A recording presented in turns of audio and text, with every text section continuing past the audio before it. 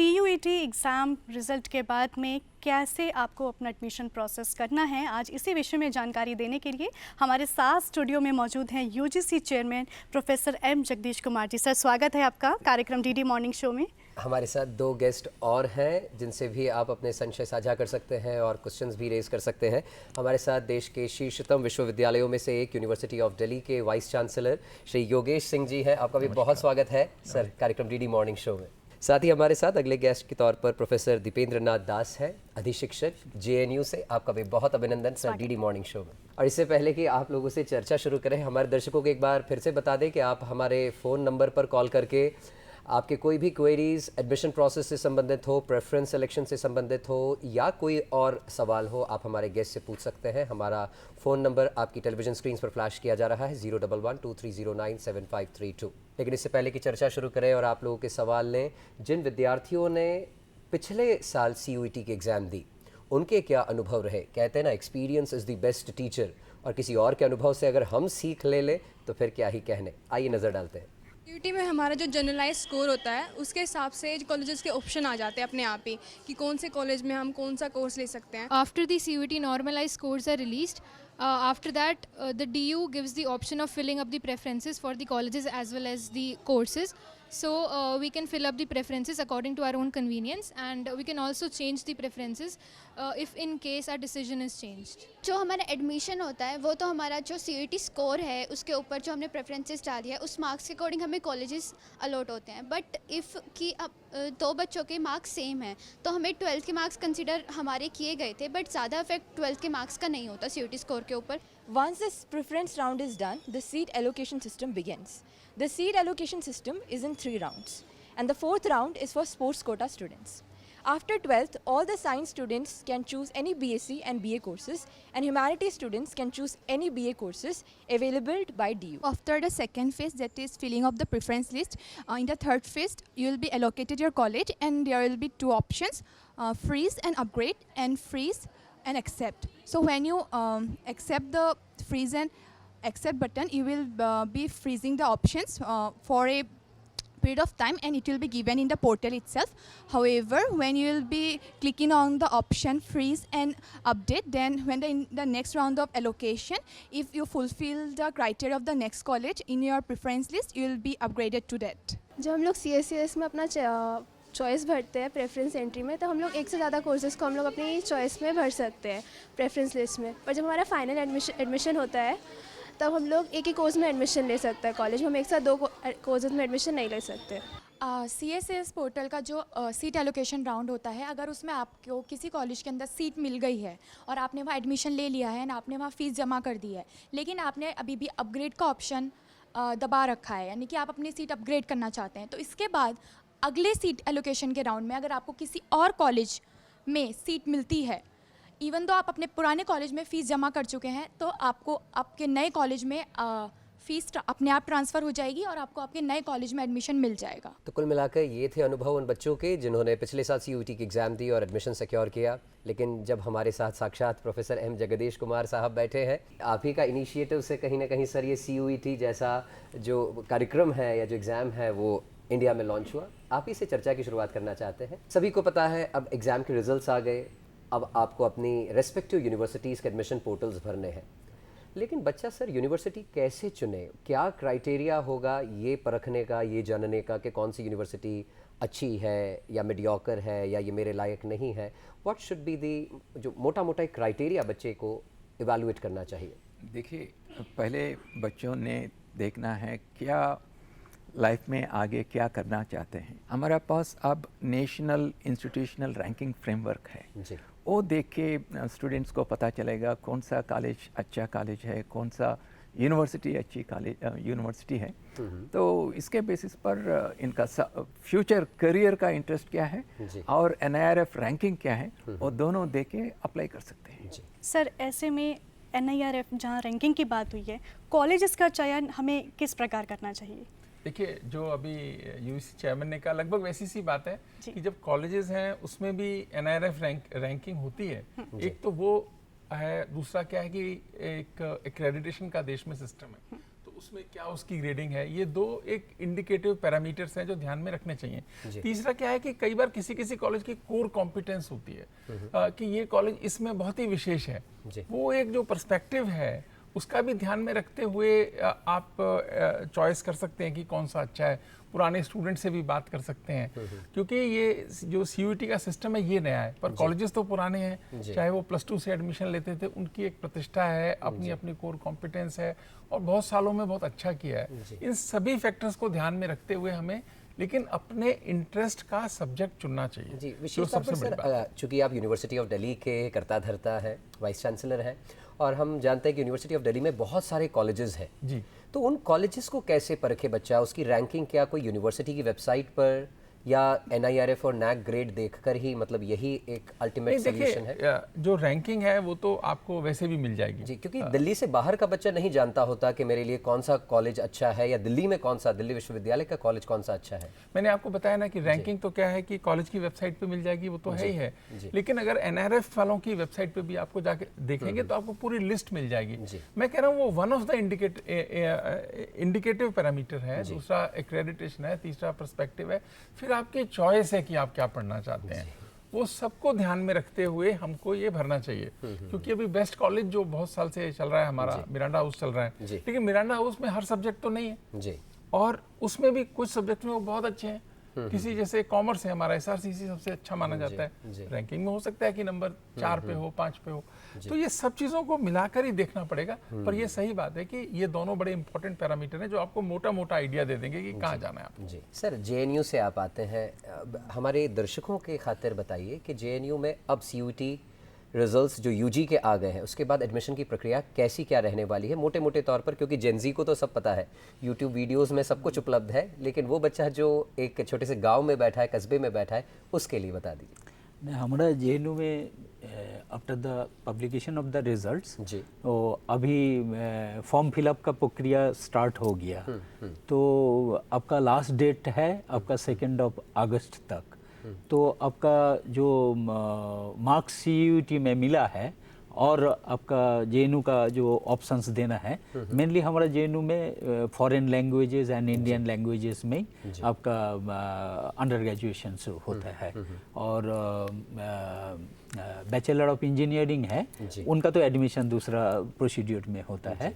तो इनका बाद आपका 2 अगस्त में जब कंप्लीट हो जाएगा फॉर्म फिलअप, उनका बाद हम लोगों ने आपका स्टूडेंट्स का जो ultimate results actually as part of their choice कैसे स्थिति आ रहा है, वो 8 अगस्त में हम लोगों ने फर्स्ट लिस्ट निकालेंगे। और प्रक्रिया ऐसे है, वो कितनी लिस्ट निकाली जाएंगी सर? हाँ, ऐसे कितनी मेरिट लिस्ट और निकाली जाएंगी? नो, 8 अगस्त में फर्स्ट मेरिट लिस्ट निकालेगा। तो उनका बाद हम लोगों ने उन लोगों को चांस देंगे 2-3 डेज अप टू 11 अगस्त। ये हम लोगों ने उनका सीट ब्लॉकिंग बोलता है, वो चॉइस फीस पेमेंट का बाद they can block there seats. उनका बाद वो हम लोगों ने उनका सारे डॉक्यूमेंट अपलोडिंग एंड रजिस्ट्रेशंस का वो होगा, फिर हम लोगों ने open the second admission secure करने के बाद हम लोगों ने इन जनरल हम लोगों ने प्लान किया है 3 वेटिंग आपका फेज में उनका चॉइस देंगे। उनका बाद में भी हम लोगों ने एक 4th एकदम फाइनल एक देंगे, उसको हम लोगों ने 4th नहीं बोल रहे। कॉलर जुड़ गए हैं सर, गोरखपुर से बात कर रही हैं, पूछिए अपना प्रश्न पूछिए। सर मेरा क्वेश्चन ये है कि मैंने CUET फॉर्म फिल करते समय जी, जो BA ऑनर्स मुझे करना है, तो मैंने सब्जेक्ट हिंदी और इंग्लिश चूज किया था। मुझे आइडिया नहीं था, मैंने उसका क्राइटेरिया नहीं पढ़ा था। तो जब मैंने फिल किया अपना सब्जेक्ट हिंदी और इंग्लिश, तो जो यूनिवर्सिटी चूज करने के लिए ऑप्शन आया था, तो उसमें मैंने दिल्ली यूनिवर्सिटी, BHU और हेमवती नंदन डाला था सर जी। मेरा रिजल्ट आने के बाद सर मेरा इंग्लिश और हिंदी दोनों सब्जेक्ट में 98 और 99 परसेंटाइल है जी। जब मैं रजिस्ट्रेशन करने गई तब मुझे पता चला कि उसके लिए GT कंपलसरी है सर। तो सर इसका कोई और ऑप्शन हो सकता है? मैंने GT नहीं डाला था अपना CUET में। तो सर इसका आंसर आप अगर दे दें। BC क्या नहीं डाला आपने? Sir GT general test GT को उन्होंने फिल नहीं किया, और जिस यूनिवर्सिटी के लिए शायद एस्पायर कर रही हैं उनके एलिजिबिलिटी क्राइटेरिया में GT भी होना कंपलसरी है। देखिए दिल्ली विश्वविद्यालय में तो ऐसा नहीं है कि आपका वो हो, बेसिकली एलिजिबिलिटी क्राइटेरिया में भी काफ़ी फ्लेक्सिबिलिटी है। आप एक बार दोबारा ध्यान से उसको देखिए। और अभी जैसे आज लास्ट डेट है हमारी अंडर ग्रेजुएट स्टडीज़ वाली, हम उसको 2 दिन और एक्सटेंड करने वाले हैं, तो उसमें आप ऑप्शन चेंज भी कर सकते हैं। लेकिन ऐसा जहाँ तक है, आप ये कोई बाध्यता हमारे यहाँ तो नहीं है, किसी खास विश्वविद्यालय में हो तो मुझे उसकी जानकारी नहीं है। एक बात और दर्शकों को पता चल गई, स्वयं वाइस चांसलर साहब ने घोषणा कर दी कि जो CSAS जो दिल्ली यूनिवर्सिटी का एडमिशन फेज 2 का पोर्टल है, उसका डेट सर एक्सटेंड होगा। 2 दिन एक्सटेंड करेंगे, 2 दिन के लिए एक्सटेंड हो रहा है 26 तक।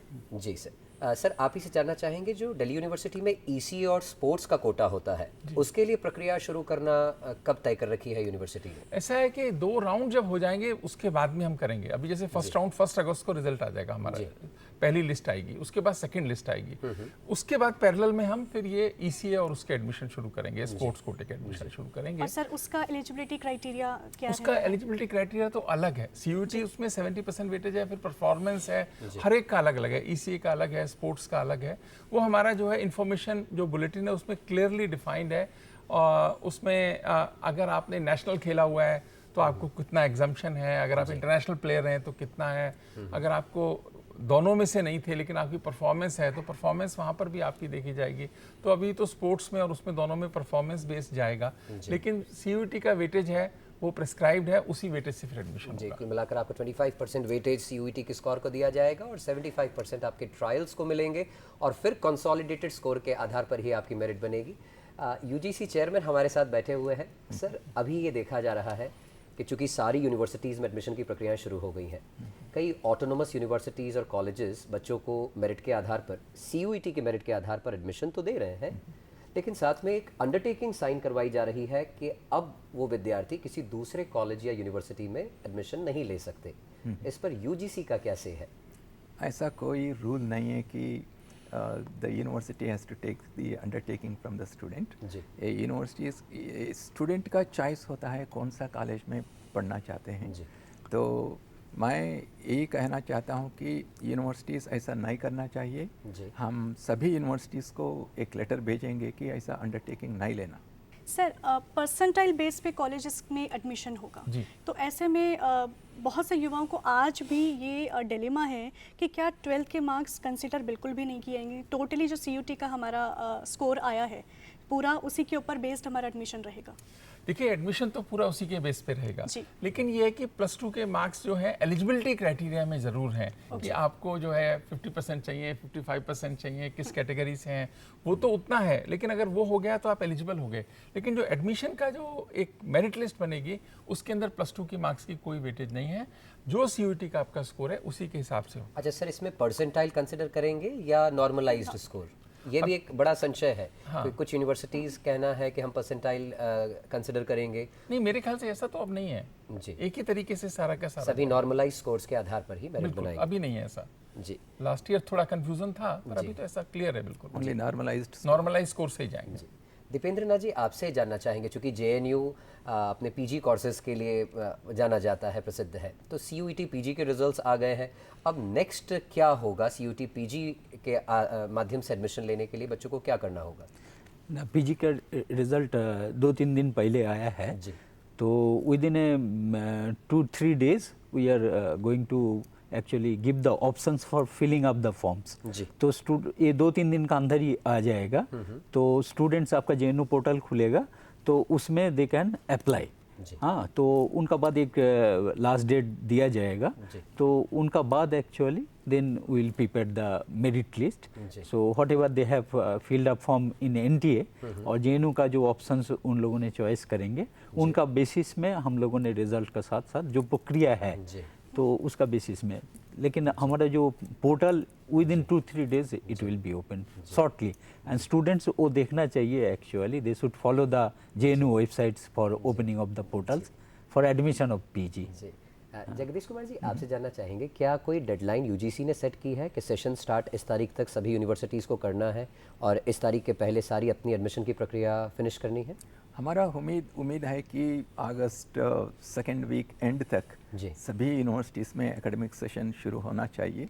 हम पहले ही CUET रिजल्ट्स आने के पहले ही सभी यूनिवर्सिटी को भी लिखा है कि आप तैयार रहिए, जब रिजल्ट्स आएंगे उसके बाद 1-2 हफ्ते में 3 हफ्ते में मैक्सिमम एडमिशन प्रोसेस को कंप्लीट करके एकेडमिक सेशन को शुरू करना है। जी जी।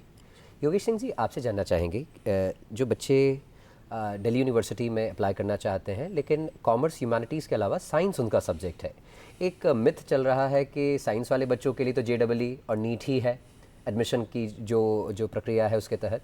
CUET के तहत कौन कौन से साइंस और जो बायोलॉजी के कोर्सेज बच्चों के लिए उपलब्ध है? पहले तो मैं सबसे पहले ये बताना चाहूँगा सबको कि ये जो CUET है, इतना बड़ा एग्ज़ाम कभी संसार में हुआ नहीं जी। ये सबसे बड़ा एग्ज़ाम था। मैं भारत की सरकार और UGC को बधाई दूंगा इसके लिए कि देश में इतना बड़ा एक्सपेरिमेंट हुआ कि JEE का एग्ज़ाम या नीट का एग्ज़ाम बहुत सब्जेक्ट स्पेसिफिक है, 4-5 सब्जेक्ट का होता है। इसमें इतने सारे सब्जेक्ट कॉम्बिनेशंस थे, इतने सारे स्टूडेंट्स अपियर हुए, तो बहुत बड़ा काम देश के अंदर हुआ और उसके धीरे धीरे रिजल्ट भी मिलेंगे। अब मैं आपके स्पेसिफिक क्वेश्चन पे आता हूँ कि जो एडमिशन्स हैं साइंस सब्जेक्ट्स में, दिल्ली यूनिवर्सिटी के अंदर साइंस सब्जेक्ट में CUET से ही एडमिशन होंगे। उसमें जो आपके साइंस के ऑप्शंस हैं, फिजिक्स, केमिस्ट्री, मैथमेटिक्स, बायोलॉजी, उसके हिसाब से आप सेलेक्ट करेंगे। लेकिन कई बार क्या होता है कि जैसे इंजीनियरिंग है, हमने इस बार फैकल्टी ऑफ टेक्नोलॉजी में इंजीनियरिंग शुरू किया है, उसके हमारे JEE के साथ जाएंगे जैसी देश की व्यवस्था है, JEE मेंस से हम एडमिशन करेंगे। लेकिन बाकी सारे अंडर ग्रेजुएट प्रोग्राम्स के एडमिशन CUET के माध्यम से ही होंगे, किसी को मन में कोई संशय नहीं रहना। जी सर, आपसे चर्चा जारी रखेंगे। हमारे साथ एक कॉलर जुड़े हैं गया से, सनी। हाँ नमस्ते सर। जी नमस्ते, प्रश्न पूछिए। सर मेरा क्वेश्चन ये है कि मैं DU में एडमिशन लेना चाहता हूँ जी। मैं एक EWS कैंडिडेट हूँ, तो क्या मैं माइनॉरिटी कॉलेज को अपने प्रेफरेंस लिस्ट में डाल सकता हूँ? EWS क्राइटेरिया से है, आप बिल्कुल डाल सकते हैं। माइनॉरिटी कॉलेजेस में 50% जो सीट्स होती हैं वो सभी बच्चों के लिए होती हैं। जैसे सारे एडमिशन होते हैं वैसे ही वहाँ पे एडमिशन होंगे। 50% जो सीट्स हैं वो माइनॉरिटी की होती हैं, लेकिन उसमें भी CUET से ही एडमिशन होगा। तो बेटा आप अप्लाई कीजिए निश्चिंत होके, और आपको आपके जो स्कोर है उसके हिसाब से एडमिशन माइनॉरिटी इंस्टीट्यूशन में मिलेगा। 50% सीटें आपके लिए हैं। जी।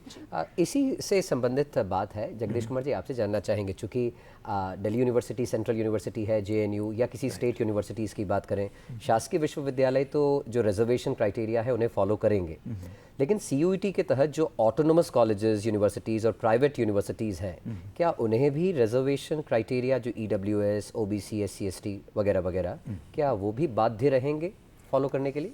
देखिए, कॉन्स्टिट्यूशनली जो हमारा रिस्पॉन्सिबिलिटी है रिजर्वेशन देना, जो यूनिवर्सिटीज़ में, कॉलेजेस में हम दे रहा है वो तो मैंडेटरी है। और UGC भी मॉनिटर करेंगे कि reservation policy strictly is followed. ये हमारा रिस्पॉन्सिबिलिटी है।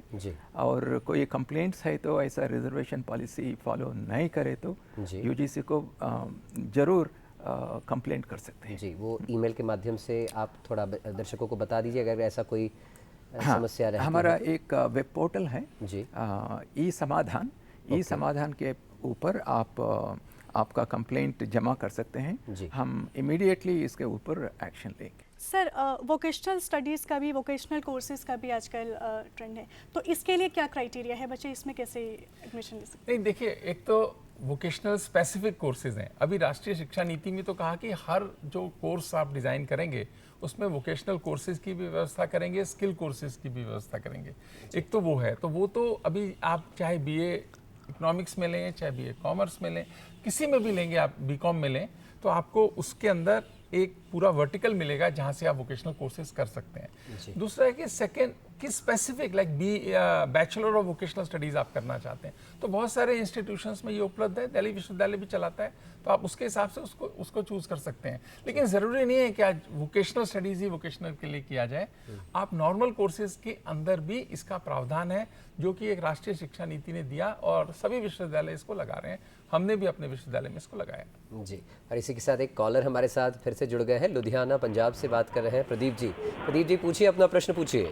मेरा बच्चा JEE मेंस के दो पेपर कंप्लीट कर गया जी, और एडवांस में नहीं कंप्लीट कर पाया, तो मेंस के बिहार पे, JEE मेंस के बिहार पे उसके क्या स्कोप्स हैं?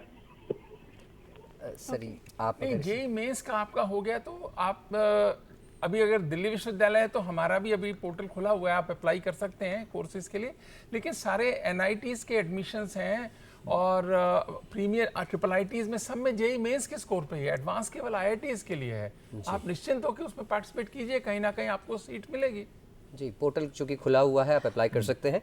CSAS पोर्टल की भी अगर बात कर लें सर, CSAS पोर्टल अगर मान लीजिए कोई विद्यार्थी अभी नहीं भर पाता, मेरिट लिस्ट आना शुरू हो जाती है, क्या उसके बाद भी कोई स्कोप है कि मेरिट डिक्लेरेशन के बाद फिर से CSAS पोर्टल रीओपन किया जाएगा? हाँ, हम लोग क्या करते हैं कि आपको पहली जो लिस्ट है हमारी 1 अगस्त को आ जाएगी, उसके बाद सेकंड लिस्ट भी करीब 10-12 दिन के बाद में आएगी। 2 लिस्ट आने के बाद में काफ़ी एडमिशन स्टेबलाइज हो जाता है। फिर हम मिड एंट्री खोलते हैं कि जिन्होंने अप्लाई नहीं किया, किसी कारण से भूल गए या पता नहीं था, लेट पता लगा, तो आप अप्लाई कर सकते हैं। चॉइसेस भी, और जिन्होंने ऑलरेडी अप्लाई किया था वो भी अपनी चॉइसेस चेंज कर सकते हैं, क्योंकि ये एक बेसिकली ये करेक्शन विंडो है कि आपको ऑप्शन भी दे रहा है और आप अपना उसको चेंज करेंगे, लेकिन मेरिट प्रिवेल करेगी, जो बेस्ट है आपका उस मेरिट के हिसाब से जो चॉइस बनती है वो आपको मिलेगी। जी, जगदीश कुमार जी, आपसे जानना चाहेंगे, चूंकि अभी 29 जुलाई आने को है और पूरे 3 साल हो जाएंगे NEP के, तो पिछले 3 सालों में क्या परिवर्तन लाए गए और क्या परिवर्तन अभी पाइपलाइन में है UGC के? देखिए, पिछले 1-2 साल में हम बहुत रिफॉर्म्स हायर एजुकेशन में इम्प्लीमेंट किया, और आगे समय में एक बहुत इम्पॉर्टेंट स्कीम है नेशनल क्रेडिट फ्रेमवर्क। ये नेशनल क्रेडिट फ्रेमवर्क से क्या होगा, सभी यूनिवर्सिटीज़ में स्टूडेंट्स का मोबिलिटी बहुत इजी हो जाएगा। एक यूनिवर्सिटी से दूसरा यूनिवर्सिटी, नहीं तो एक डिसिप्लिन से दूसरा डिसिप्लिन को आप जाना चाहिए तो based on this national credit framework mobility easy हो जाएगा। और इसमें स्कूल एजुकेशन को, हायर एजुकेशन को और वोकेशनल स्किल एजुकेशन को इंटीग्रेट कर दिया। तो इससे क्या होगा, अभी तक जो वोकेशनल एजुकेशन है ये एस्पिरेशनल नहीं है, लेकिन because of the national credit framework vocational और स्किल एजुकेशन भी एस्पिरेशनल बन जाएगा। कि किसी ने 10th के बाद ITI पढ़ा 2 साल के बाद, इनको कोई फ्यूचर नहीं, लेकिन नेशनल क्रेडिट फ्रेमवर्क वजह से इनको एक 12th स्टैंडर्ड का सर्टिफिकेट भी मिलेगा, और वो सर्टिफिकेट बेसिस पर यूनिवर्सिटीज़ में जनरल एजुकेशन में भी एडमिशन ले सकते हैं। तो हम ये चाहते हैं कि स्किल एजुकेशन, वोकेशनल एजुकेशन को भी एस्पिरेशनल करना है। और दूसरा, एकेडमिक बैंक ऑफ क्रेडिट्स। अभी तक 1 करोड़ से ज़्यादा स्टूडेंट्स ने एकेडमिक बैंक ऑफ क्रेडिट में रजिस्टर हो गया, और कम से कम 600 यूनिवर्सिटीज़ ने रजिस्टर किया। हम चाहते हैं कि हर एक बच्चा जो स्कूल में ज्वाइन होते हैं उस समय ही इनको ABC यूनिक ID मिलना चाहिए, और जब बच्चा ने स्कूल से यूनिवर्सिटी को जाएगा और यूनिवर्सिटी के बाद एम्प्लॉयमेंट लेगा, ये पूरा जर्नी का हम मॉनिटर कर सके, और ABC यूनिक ID यूज़ करके इनका इजी मोबिलिटी क्रिएट करने के लिए हम कोशिश करेंगे। तो सर, क्या ये जो क्रेडिट फ्रेमवर्क आप बता रहे हैं, ये उन लोगों पर भी अप्लाई होगा जिन लोग अपनी एजुकेशन पूरी कर चुके हैं? इनको भी ABC unique ID it will be there for life long, जैसा हमारा आधार ID होता है, ये ABC यूनिक ID भी ऐसी रहेगा। तो इससे क्या होगा, जब मैं एक जॉब से दूसरा जॉब को शिफ्ट हुआ हूँ और वो सेकंड एम्प्लॉयर मेरा सर्टिफिकेट्स को चेक करना चाहते हैं, सिर्फ ABC पोर्टल पे लॉगिन करके वो एम्प्लॉयर चेक कर सकते हैं। तो पूरा डिजिटल टेक्नोलॉजी यूज़ करके हमारा स्टूडेंट्स को बेनिफिट लाने के लिए हम ABC पोर्टल को हम लॉन्च किया, और सभी स्कूल्स और यूनिवर्सिटी सिस्टम ABC पोर्टल के ऊपर आ जाएगा। जी सर, अगर किसी विद्यार्थी का परसेंटाइल कम रह गया और किसी भी कट ऑफ लिस्ट में उनका किसी भी कारणवश नहीं आ पाता है, तो ऐसे में स्टूडेंट्स को क्या करना चाहिए, क्या प्रावधान है? अभी तो क्या है कि बहुत सारे राउंड चलेंगे पहले तो, उसके बाद स्पॉट राउंड आएगा। धैर्य रखना चाहिए, जो आपने शुरुआत करी बहुत अच्छे शब्द से करी कि पेशेंस, धैर्य रखना चाहिए, अधीर नहीं होना है। तो लास्ट तक स्पॉट राउंड चलेंगे, 2-3 स्पॉट राउंड चलाए हमने लास्ट टाइम। तो उसके बाद भी अगर आपका मान लो एडमिशन नहीं होता है या ऐसा लग रहा है कि, तो हमारे पास स्कूल ऑफ ओपन लर्निंग है, आपको स्कूल ऑफ ओपन लर्निंग का भी पोर्टल खुला हुआ है, तो उसमें भी अप्लाई करना चाहिए। तो एक वो आपका प्लान तैयार रहेगा अगर किसी कारण से नहीं हो पाता है। पर लेकिन धैर्य रखिए कि बहुत दूर तक चलता है ये सिस्टम। और इससे पहले कि हम चर्चा को वापस शुरू करें, हमारे साथ एक कॉलर जुड़े हैं दिल्ली से, वैशाली। वैशाली, अपना सवाल पूछें।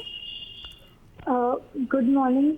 मेरा क्वेश्चन ये है कि CSCS की फॉर्म फिलिंग के टाइम पे मैंने जनरल कैटेगरी भरा था क्योंकि मेरे पास नॉन क्रीमी लेयर सर्टिफिकेट नहीं था, लेकिन करेक्शन विंडो के टाइम पे मेरे को चेंज करनी है कैटेगरी, लेकिन वो चेंज करने का ऑप्शन नहीं मिल रहा। जी, आपको यदि ऑप्शन नहीं मिल रहा तो आप ऐसा कीजिए कि यूनिवर्सिटी में हमारी हेल्पलाइंस हैं, उस पर आप कांटेक्ट कीजिए, आपको उसको चेंज करा देंगे। सर, आपसे जानना चाहेंगे, न्यू एजुकेशन पॉलिसी में मल्टीपल एंट्री एग्जिट सिस्टम्स अभी न्यू आए हैं, इसके बारे में कुछ बताइए दर्शकों को प्लीज़। हाँ, देखिए, जब भी हम एक स्टूडेंट एक प्रोग्राम में ज्वाइन किया, किसी कारण से ब्रेक लेना चाहते हैं, अभी ऐसी कोई सुविधा नहीं है, चाहे ब्रेक होने के बाद वापस आना बहुत मुश्किल है। इसलिए हम मल्टी एंट्री मल्टी एग्ज़िट सुविधा हम क्रिएट किया। इससे क्या होगा, मान लीजिए मैं BA इकोनॉमिक्स प्रोग्राम में ज्वाइन किया, 1 साल के बाद मैं ब्रेक लेना चाहता हूँ, तो अब हम ए स्कीम में एक ग्रेजुएट सर्टिफिकेट देंगे, और 2 साल के बाद ब्रेक लेना चाहिए तो एक ग्रेजुएट डिप्लोमा देंगे, और अब तो 4 साल का डिग्री प्रोग्राम भी है। 4 साल का डिग्री प्रोग्राम में तीसरा साल के एंड में आप ब्रेक लेना चाहिए तो आपको 3 साल का डिग्री मिल जाएगा। तो इससे स्टूडेंट्स को बहुत फ़ायदा है।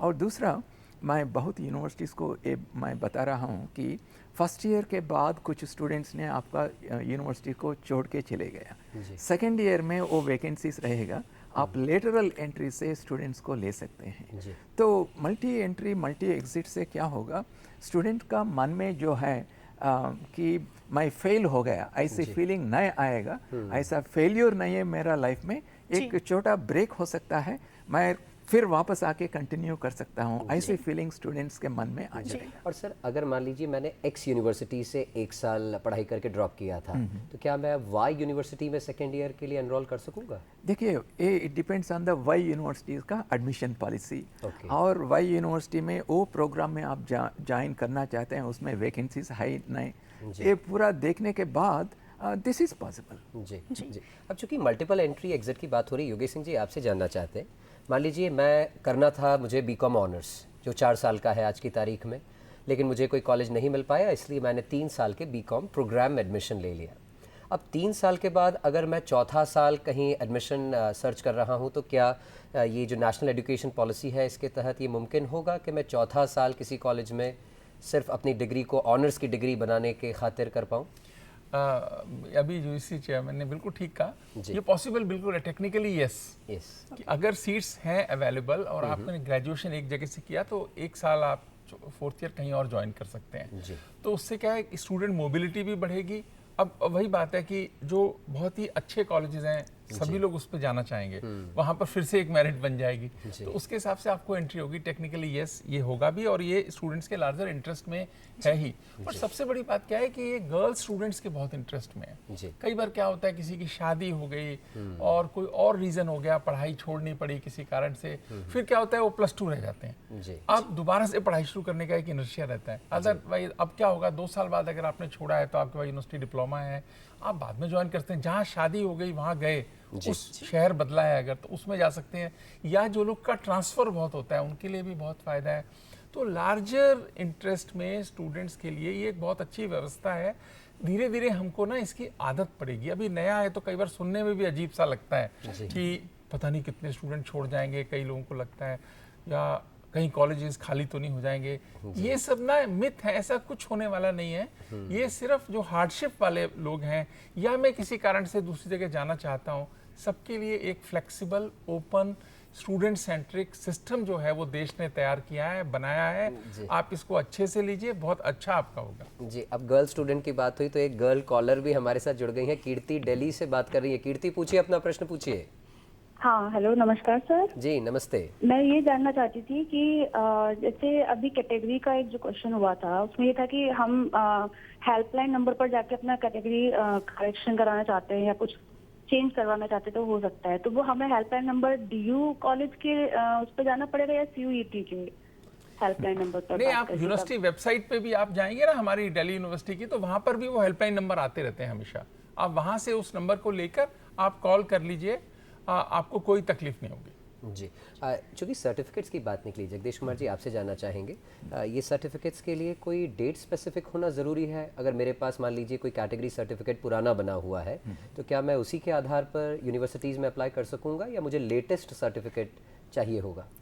देखिए, जनरली सभी यूनिवर्सिटीज़ में एक डेडलाइन रहता है जी, और डेडलाइन के पहले ही आप कोई सर्टिफिकेट को, आपका +2 का सर्टिफिकेट हो और दूसरा सर्टिफिकेट हो, आपको सबमिट करना चाहिए, नहीं तो क्या होगा, वो सीट वेकेंट रह जाएगा। तो उसीलिए जल्दी से जल्दी आप सबमिट कीजिए, और आप सबमिट नहीं किए तो वो सीट वेकेंट है, तो यूनिवर्सिटी को ये भी अपॉर्चुनिटी होना चाहिए कि टू फिल अप दैट। तो जनरली एक डेडलाइन होता है। जी, जी। पहले एडमिशन होते थे बोर्ड एग्ज़ाम के एग्रीगेट स्कोर के आधार पर, और अब होने लगे हैं CUET के आधार पर। तो दीपेंद्र नाथ जी, आपसे जानना चाहेंगे कि क्या फ़र्क पड़ा है, क्या अंतर देखने को मिला है, क्या स्टूडेंट डाइवर्सिटी में अंतर देखने को मिला है, या कैसे देखते हैं, क्योंकि ये दूसरा साल होगा? एक्चुअली फर्स्ट तो ये चीज़ है, आप हमारा देश में एजुकेशनल सिस्टम देखेंगे तो ये कॉन्करेंट लिस्ट में है जी, तो सेंट्रल गवर्नमेंट का भी रोल है, स्टेट गवर्नमेंट का रोल है, तो इसका वजह से बहुत सारे बोर्ड्स हैं, तो सारे बोर्ड्स को एक प्लेटफॉर्म में लेकर आना बहुत डिफ़िकल्ट है जी। सारे जगह के मार्किंग सिस्टम अलग है, आपका माइंडसेट भी अलग है, और इसका वजह से बहुत वेरिएशंस आ जाता है, तो उनको नॉर्मलाइज करना बहुत डिफ़िकल्ट है। कोई फार्मूला मेथोडोलॉजी लगाकर, सपोज कोई बिहार बोर्ड से आ रहा है, कोई आपका वेस्ट बंगाल बोर्ड से आ रहा है, कोई केरला बोर्ड से आ रहा है, तो एट पर नहीं होता है मार्किंग सिस्टम में। तो CUET is a common platform, जिस जगह में सारे लोग जाएंगे, एक ही क्वेश्चन पेपर का आधार में उनका इवैल्यूएशन होगा, तो ये बेस्ट सिस्टम है। तो इनका वजह से एक नॉर्मलाइजेशन का प्रोसेस का बेस्ट एग्जांपल है, उनका बाद आपका एडमिशन मिलेगा। सर, नीडी स्टूडेंट्स के लिए स्कॉलरशिप का यूनिवर्सिटीज़ में क्या कोई प्रोविज़न है? देखिए, अंडर ग्रेजुएट प्रोग्राम्स में ऐसी कोई स्कॉलरशिप नहीं है। ओके। और जनरली ये होता है कि मेरिट कम मीन स्कॉलरशिप्स होता है बहुत यूनिवर्सिटीज़ में, इनका इंटरनल रिसोर्सेस यूज़ करके ये स्कॉलरशिप्स प्रोवाइड करते हैं, और कुछ गवर्नमेंट स्कॉलरशिप्स भी है, जैसा हम देते हैं single girl child scholarships, UGC में हम देते हैं, और नॉर्थ ईस्टर्न रीजन में बहुत बच्चों को जो मास्टर्स डिग्री करते हैं, इनको भी हम स्कॉलरशिप देते हैं, और SC/ST कैटेगरी से जो स्टूडेंट्स आते हैं, इनको भी स्कॉलरशिप स्कीम है। जनरली हम UGC वेब पोर्टल पे हम अनाउंस करते हैं। मैं ये रिक्वेस्ट करना चाहता हूँ सभी स्टूडेंट्स को, हमारा UGC पोर्टल आप देखते रहिए, और जब भी ये अनाउंसमेंट आएगा आप अप्लाई कीजिए, और स्कॉलरशिप फैसिलिटी तो है हमारे पास। और कुल मिलाकर सर, स्कॉलरशिप की ज़रूरत उसे पड़ती है जो बच्चा कहीं हार्डशिप से गुजर रहा हो। अब ऐसे स्टूडेंट्स को जब फीस एक रोड़ा बनती है, एक ऑब्स्टिकल बनती है, तो क्या NEP के तहत कोई फ़ी को लेकर, फ़ी स्ट्रक्चर को लेकर रिफॉर्म्स जो उठाए गए हों या पाइपलाइन में हो? NEP का एक फंडामेंटल ऑब्जेक्टिव है कि हमारा हाई क्वालिटी एजुकेशन एक्सेसिबल रहना चाहिए जी। तो एक्सेसिबल कब रहेगा? जब हमारा यूनिवर्सिटीज़ में फ़ी स्ट्रक्चर जो है that is suitable for the academic conditions of the students. तो इसलिए हम UGC तो फ़ी रेगुलेशन नहीं करते हैं, लेकिन बहुत यूनिवर्सिटीज़ में फ़ी स्ट्रक्चर एक्सेसिबल है। जैसा JNU में हर एक साल ट्यूशन फ़ी है सिर्फ 300 रुपये, और DU में भी बहुत एक्सेसिबल है। तो UGC मॉनिटर नहीं करते हैं, लेकिन पूरा देश में at least in central universities and state universities, ये यूनिवर्सिटीज़ में एजुकेशन बहुत एक्सेसिबल है। जी सर, न्यू एजुकेशन पॉलिसी के अंदर 4 ईयर अंडर ग्रेजुएट प्रोग्राम जो है वो इंट्रोड्यूस हुआ है। ऐसे में दर्शकों को बताएं कि बहुत से बच्चे आज भी ये मान रहे हैं कि जो 3 ईयर ग्रेजुएट प्रोग्राम था वो ज़्यादा बेहतर था, या ये ज़्यादा बेहतर है, और इसके क्या फ़ायदे हमें देखने को मिलते हैं, बताएं सर थोड़ा। देखिए, ऐसा है, ज़्यादा बेहतर के तो चक्कर में पड़ना ही नहीं चाहिए। आप अच्छे से करेंगे तो आपकी ज़िंदगी में अच्छा होगा। पहले 3 साल बाद भी ग्रेजुएशन मिलती थी, अभी भी 3 साल बाद ग्रेजुएशन आपको मिलेगी। लेकिन ये बहुत ही फ्लेक्सिबल सिस्टम है, स्टूडेंट सेंट्रिक है। आपने कॉमर्स में एडमिशन लिया मानिया, तो कॉमर्स मेजर लेते हुए आप माइनर मैनेजमेंट में भी कर सकते हो, माइनर साइकोलॉजी में भी कर सकते हो, माइनर किसी और, तो अलग अलग सब्जेक्ट्स पढ़ने का ये प्रोविज़न पहले क्या था, बहुत हमारा फिक्स स्ट्रक्चर था, आज ये फ्लेक्सिबल स्ट्रक्चर है, पहली बात। और दूसरा 4 साल का अगर आपको करना है तो आपको मास्टर से 1 साल कम हो जाता है, तो बेसिकली उसकी चिंता करने की ज़रूरत नहीं है। ये स्टूडेंट सेंट्रिक है, बच्चों के इंटरेस्ट में है कि आप अपनी चॉइस के हिसाब से अपना कॉम्बो भी बना सकते हैं। अगर आप बहुत स्पेसिफिक हैं, जैसे मैं एग्जांपल देता हूं, हमने इंजीनियरिंग शुरू किया, तो आप बीटेक मान लिया इलेक्ट्रिकल इंजीनियरिंग में एडमिशन लिया या कंप्यूटर साइंस में लिया, आप माइनर मैनेजमेंट में कर सकते हैं, माइनर साइकोलॉजी, माइनर आप फिलॉसफी में, सोशियोलॉजी में। तो ये जो मल्टीपल डिसिप्लिन वाला है, मल्टी डिसिप्लिनरी कॉन्सेप्ट है, उसको सही तरीके से सेंट्रल यूनिवर्सिटीज़ में और कुछ बड़ी स्टेट यूनिवर्सिटीज़ में इम्प्लीमेंट करने का अटेम्प्ट हो रहा है। जैसे जैसे ये मैच्योर होता रहेगा तो आपको ना इसके बहुत अच्छे परिणाम मिलेंगे। अभी जैसे एक टेक्निकल यूनिवर्सिटी में, दिल्ली टेक्नोलॉजिकल यूनिवर्सिटी में भी रहा, वहाँ पे क्या है, बहुत क्वालिटी टेक्निकल बच्चे आते हैं, लेकिन आप उनमें देखिए इतनी अच्छी अच्छी विधाएं हैं, वो क्योंकि हार्ड वर्किंग बच्चा जहाँ जाता है वो अच्छा करता है, तो उसको यदि अपने और इंटरेस्ट के सब्जेक्ट पढ़ने को मिलेंगे, उसकी प्रतिभा का भी विस्तार होगा, उसके जीवन में भी नई चीज़ आएगी और ओवरऑल जो है उसका मन भी खुश होगा और एक अच्छा नागरिक देश के लिए तैयार होगा। Sir, 4 year undergraduate program करने के बाद में क्या कोई ऐसा विकल्प है कि हम डायरेक्टली पीएचडी एडमिशन कर सकते हैं, या मास्टर का 1 साल होकर ही बच्चे को गुजरना होगा? नहीं, डायरेक्ट भी पीएचडी में एडमिशन कर सकते हैं। आप 4 साल आपने अंडर ग्रेजुएट स्टडीज़ किया है, तो हर यूनिवर्सिटी अपना क्राइटेरिया बना रही है, तो आप फिर डायरेक्ट पीएचडी में एडमिशन ले सकते हैं। कोई ऐसे वो उसका प्रोविज़न है। चूँकि सर अभी बात हुई ये अलग अलग माइनर सब्जेक्ट की या मेजर सब्जेक्ट की, दिल्ली यूनिवर्सिटी कई सारे कॉम्बिनेशंस बीए प्रोग्राम के लिए ऑफ़र करती है। अब इसमें मान लीजिए मैंने अभी BA program economics plus maths opt किया था, मैं 1 साल बाद अपना ड्रॉप कर देता हूँ एजुकेशन, और 2 साल बाद जब रिज्यूम करता हूँ तो मैं BA program political science plus history चाहता हूँ, तो क्या यूनिवर्सिटी मुझे वो प्रोग्राम देगी? प्रोग्राम वो मिल सकता है आपको, अगर उसकी जो एलिजिबिलिटी है, अगर वहाँ कोई, जैसे ये वाला तो मिल ही सकता है जो आप कह रहे हो, पर कई कॉम्बिनेशंस होते हैं, वहाँ मैंडेटरी कंडीशन होती है कि आपको ये पहले किया होना चाहिए, वो आपको कोर्स करना पड़ेगा, तो आपको उसमें भी एडमिशन हो जाएगा। तो ये फ्लेक्सिबिलिटी तो रहेगी आपको। और फर्स्ट ईयर आपने किया, आपने 1 साल बाद ज्वाइन किया, आप पूरे ऑप्शंस चेंज कर सकते हैं, कोई ऐसी बात नहीं है। लेकिन अगर प्री रिक्विजिट लगा, अभी क्या होता है, कोर्स को हम ना ऐसे डिफाइन कर रहे हैं, कोर्स उसका ये प्री रिक्विजिट है, अगर प्री रिक्विजिट निल है आपको एंट्री आराम से हो जाएगी। प्री रिक्विजिट लगा हुआ है तो वो कोर्स आप पढ़ लेना। प्री रिक्विजिट वो सीयूईटी के टर्म्स में देखेंगे? नहीं, कोर्स वाइज, तो एडमिशन की टर्म में बात कर रहा हूं मैं। जी, एक कॉलर जुड़ गए हमारे साथ, जबलपुर से बात कर रहे हैं, राकेश जी जबलपुर से जुड़े हैं। राकेश जी पूछिए, अपना प्रश्न पूछिए। नमस्ते एवरीबॉडी।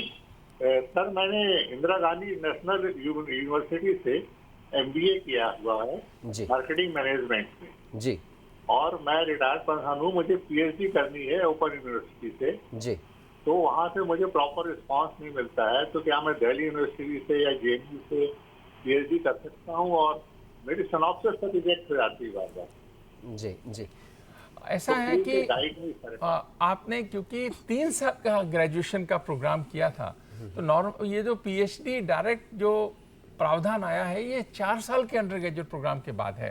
आपको मास्टर्स करना है। एमबीए किया हुआ इन्होंने मार्केटिंग मैनेजमेंट में। अगर आपने एमबीए किया हुआ है तो आप पीएचडी कर सकते हैं, दिल्ली यूनिवर्सिटी में भी कर सकते हैं जी, क्योंकि ओपन यूनिवर्सिटी में उनको चांस नहीं मिल पा रहा है। जी, जेएनयू पर कैसे होगा सर? ना, हमारा जेएनयू में आपका हायर एजुकेशन पर्टिकुलरली पीएचडी का जो रिक्वायरमेंट है वो नेशनल एजुकेशन पॉलिसी का मुताबिक भी हम लोगों ने फुल्ली फॉलो कर रहे हैं। तो अभी जो सिस्टम है वो अभी जो डिस्कशन हो रहा है, 4 ईयर ग्रेजुएशन करने का बाद पीएचडी में जाना चाहता है, उनका क्राइटेरिया अलग है।